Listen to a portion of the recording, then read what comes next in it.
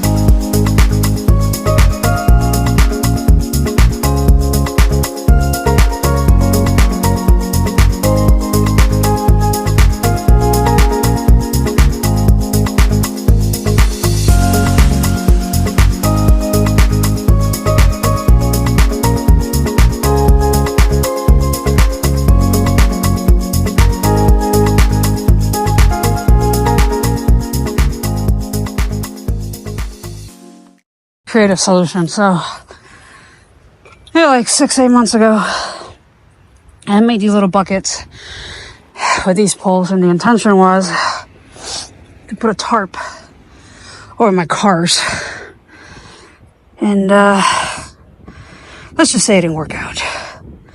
But now they're gonna work as counterweights for these fucking things to balance them out.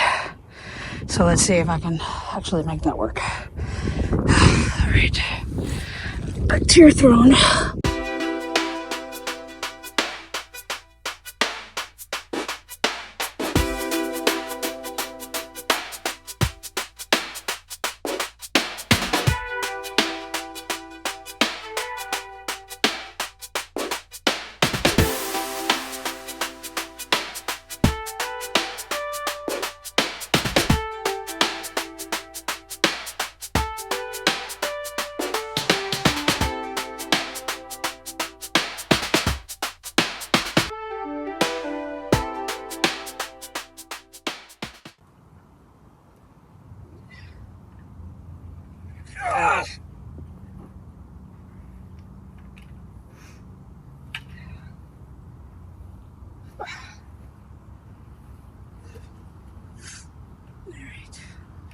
Remember, girls, lift with your legs, not your back.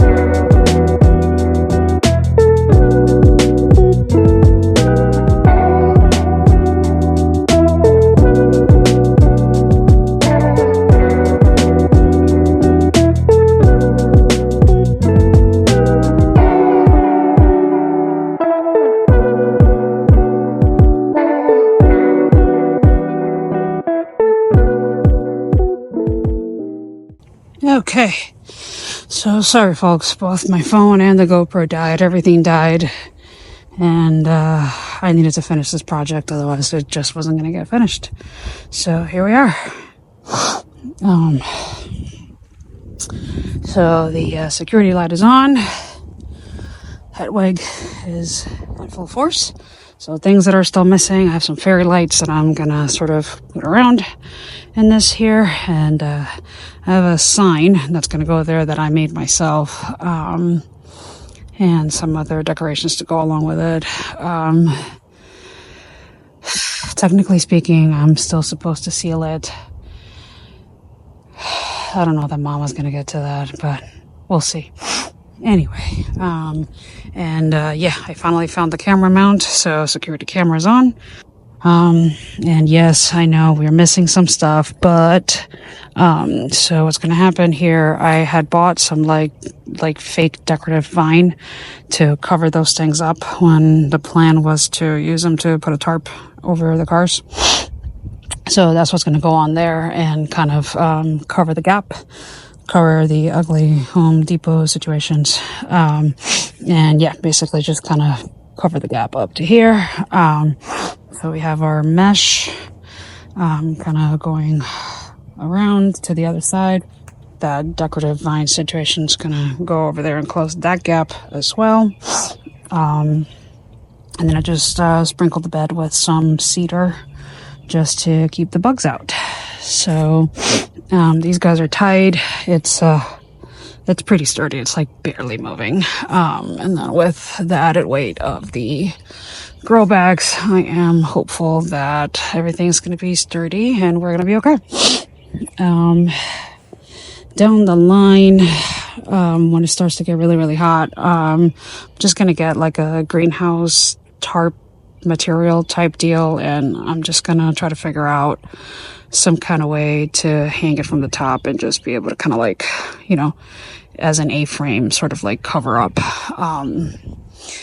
this area, just so that I can, you know, they can get a little bit of a reprieve from the sun and the heat, and then in the winter time I can kind of cover them up and protect them from the cold somewhat. So yeah, there we go.